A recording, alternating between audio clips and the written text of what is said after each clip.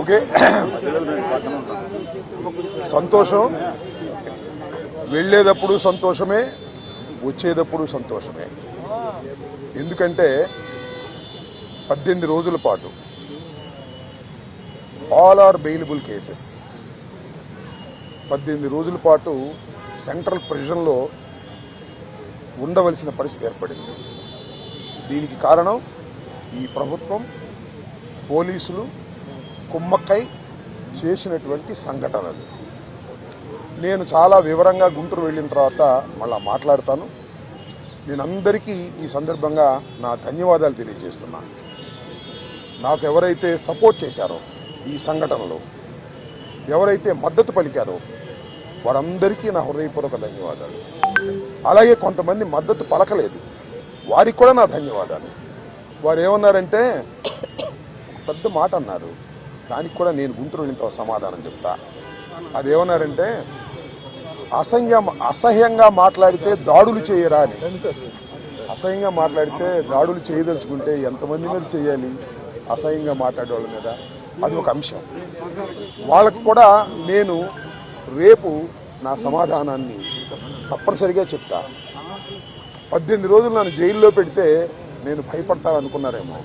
భయపడే ప్రశ్న ఈ అంబటి రాంబాబుకు ఉద్భవించదని మనవి చేస్తున్నా.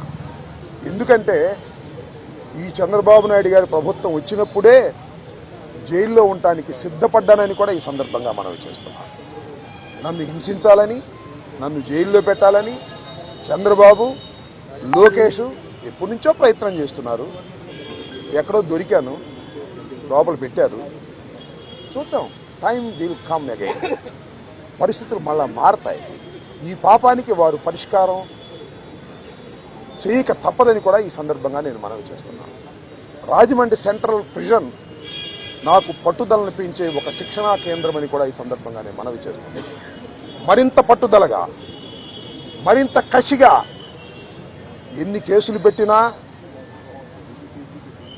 ఎన్ని రోజులు జైల్లో ఉన్నా ఒక్క అడుగు కూడా వెనక్కు వెయ్యను. జగన్మోహన్ రెడ్డి గారి నాయకత్వంలో ఈ కూటమి ప్రభుత్వాన్ని ప్రజాస్వామ్యబద్ధంగా కూల్చేంత వరకు ఈ పోరాటం ఆగదు. ఎన్నిసార్లు జైల్లో పెట్టినా వెనక్కు వెళ్లే ప్రశ్న లేదు. అన్యాయంగా, అక్రమంగా జైల్లో పెట్టారు. నా ఇల్లు దహనం చేయడానికి ప్రయత్నం చేశారు, నా కార్లు బగలగొట్టారు, నా ఆఫీస్ బగలగొట్టారు, నా పెళ్ళాం బిడ్డల్ని తరిమి కొట్టారు, నన్ను చంపడానికి ప్రయత్నం చేశారు, తీసుకొచ్చి జైల్లో పెట్టారు. ఏమైంది? ఏమైద్దని అడుగుతా ఉన్నా. చంద్రబాబు నాయుడు అడుగుతా ఉన్నా, లోకేష్ని అడుగుతా ఉన్నా. ఏమైద్ది? ఏమీ కాదు. మళ్ళా కాలం తిరిగి వస్తుంది. అన్నిటికీ సమాధానం ఇవాళ చాలామంది మిత్రులు మాట్లాడారు. బయట జరిగిన సంఘటనలు నాకు తెలియదు, చాలా తక్కువ మాత్రమే, పేపర్లో ఉన్నవి మాత్రమే నేను తెలుసుకున్నాను. జైలు జీవితాన్ని నేను అనుకోకండి, ఎంజాయ్ చేశాను. ఎంత కఠినంగా ఉన్నా ఎంజాయ్ చేశాను.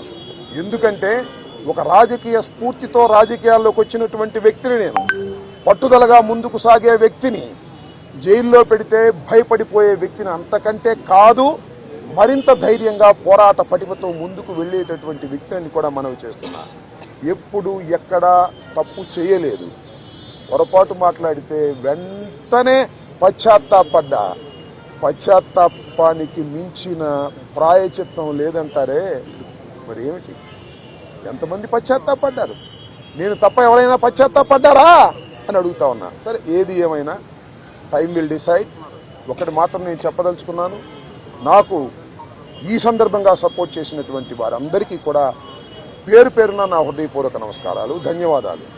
నా పార్టీ కానివారు కూడా నన్ను సపోర్ట్ చేశారు. దాడులు చేయటం తప్పన్నారు, దాడులు అన్యాయం అన్నారు. ఒకవేళ తప్పు మాట్లాడితే కేసు పెట్టి లోపల పెట్టాలి కదా, ఇంటి మీద దాడి ఏంటి అన్నారు. దాడి చేసిన వాళ్ళకు బెయిల్ వచ్చింది. దాడి చేయించుకున్న నాకు 18 రోజుల తర్వాత బెయిల్ వచ్చింది. ఏం చేయగలిగారు? ఏం చేస్తారు?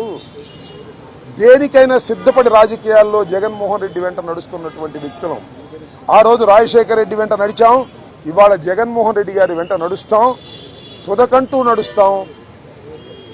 బొందిలో ప్రాణం ఉన్నంత వరకు జగన్ వెంట నడుస్తాం. ఏ విషయాన్నైనా, ఎన్ని కుట్రలనైనా, ఎన్ని కుతంత్రాలనైనా ఎదుర్కోవడానికి సిద్ధంగా ఉన్నామని కూడా ఈ సందర్భంగా మనవి చేస్తున్నాను. అందరికీ నా హృదయపూర్వకమైన ధన్యవాదాలు ఈ సందర్భంగా తెలియజేసుకుంటున్నాను. మళ్ళా రేపు వివరంగా గుంటూరులో ప్రతి విషయం గురించి కూడా నేను మాట్లాడతాను. ఇంకోని అడిగితే అడగండి.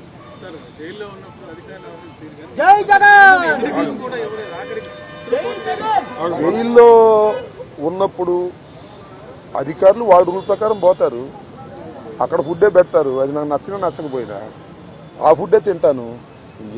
కలకాలం తింటాను ఆ ఫుడ్. ఆ పెట్టిన ఫుడ్ నాకు నచ్చలేదు, ఎందుకంటే కొద్దిగా డబ్బులు ఉండవాళ్ళం కదా, మంచి ఫుడ్ తింటాం. జైల్లో మంచి ఫుడ్ కావాలంటే వస్తుందా? కోర్టు వారు నాకు ఆర్డర్ ఇవ్వలేదు. ఓకే, జైలు అధికారులు వారి ప్రవర్తన వాళ్ళది, వాళ్ళు నాకేం స్పెషల్గా ఏం చూడాల్సిన అవసరం కూడా నేను ఎప్పుడు కోరుకోలేదు, కోరుకోను కూడా. సామాన్య ప్రశ్నలుగానే ఉండటానికి నేను ఇష్టపడ్డాను. కోర్టు ఆర్డర్ ఇస్తే బయట భోజనం తిందాం అనుకున్నాం, కోర్టు ఆర్డర్ ఇవ్వలేదు, లోపల భోజనమే తిన్నాం. కొద్దిగా చిక్కినట్టున్నా, అయినా ఏం కంగారు ఏం లేదు, ఏం ఇబ్బంది కూడా ఏమి లేదు. ఆరోగ్యం బ్రహ్మాండంగా ఉంది, ఆరోగ్యం మరింత పట్టుదలగా ముందుకు సాగుతుంది.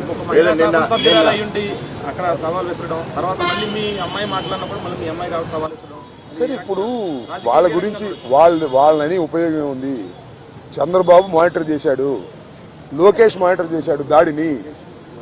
కరెక్ట్గా చెప్తున్నా నేను, చంద్రబాబు లోకేష్ మానిటర్ చేశారు దాడిని.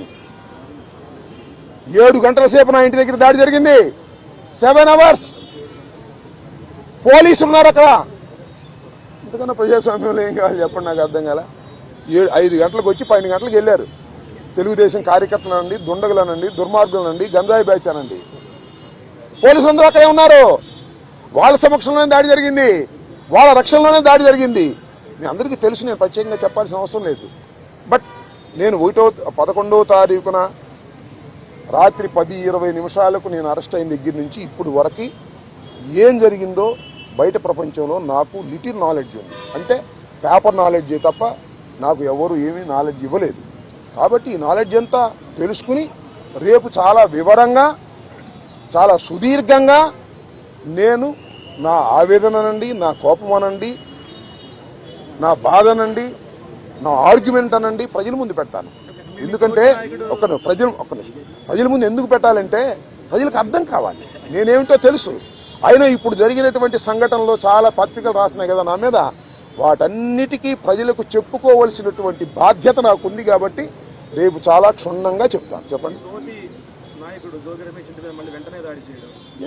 దార్ ప్లాన్స్. ఇప్పుడు నా జోగి రమేష్, అమ్మటి రాంబాబు అని కదా, వాళ్ళ విధానమే వైలెన్స్ లోకి వెళ్లి భయపెట్టాలని ప్రయత్నం చేస్తున్నారు.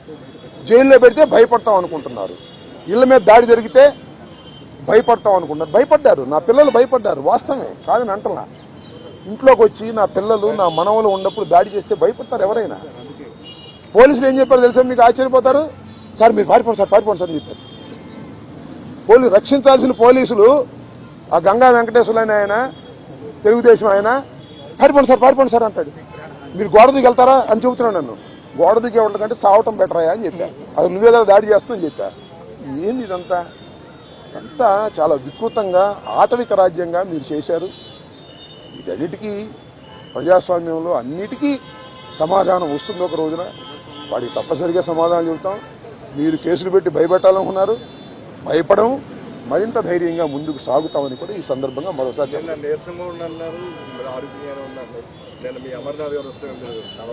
ఆయనకి అట్లా కనపడ్డానేమో. నేను నీరసంగా ఎప్పుడూ లేను, లోపల ఏది ఇబ్బంది పడలేదు. కాబట్టి బాత్రూమ్ దగ్గర జారి కొద్దిగా పడ్డాను. నా అంతా నేను ఎవరి తప్పు లేదు. ఆ బాత్రూమ్లు అన్నీ ఉంటాయి కదా, మనం అలా ఉన్నాయంటే జైల్లో ఎలా ఉంటాయి అలాగే ఉన్నాయి. దాని గురించి పెద్ద ఏమైనా షవర్ ఉందా? లేదు కదా. So I don't care all these things.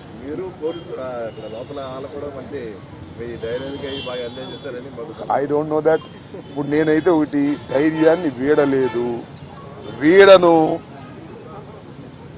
ప్రాణాలకు తెగించే ఉన్నాము. ఎందుకంటే పోలీసులను అడ్డం పెట్టుకుని మనుషులను చంపే అలవాటు చంద్రబాబుకి లోకేష్కి ఉంది కాబట్టి వీఆర్ రెడీ ఫర్ దాట్. దాని గురించి ఏం కంగారు పడాల్సిన అవసరం లేదు, భయపడాల్సిన అవసరం లేదు.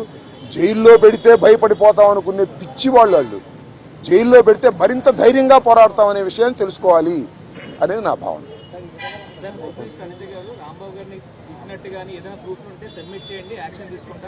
చూశారుగా మీరు, సోషల్ మీడియాలో చూడలేదా? నన్ను తిడతా ఒక ఆమె వీర విహారం చేసింది. వాళ్ళు కళ్ళుండి గుడ్డి వాళ్ళు పక్షపాతంగా వ్యవహరిస్తున్నారు. హోంమంత్రి చేతిలో ఉంది గారి గుడ్డి మైక్ తప్ప. మైక్ హోంమంత్రి అంతా లోకేష్ చంద్రబాబే కదా మానిటర్ చేసేది.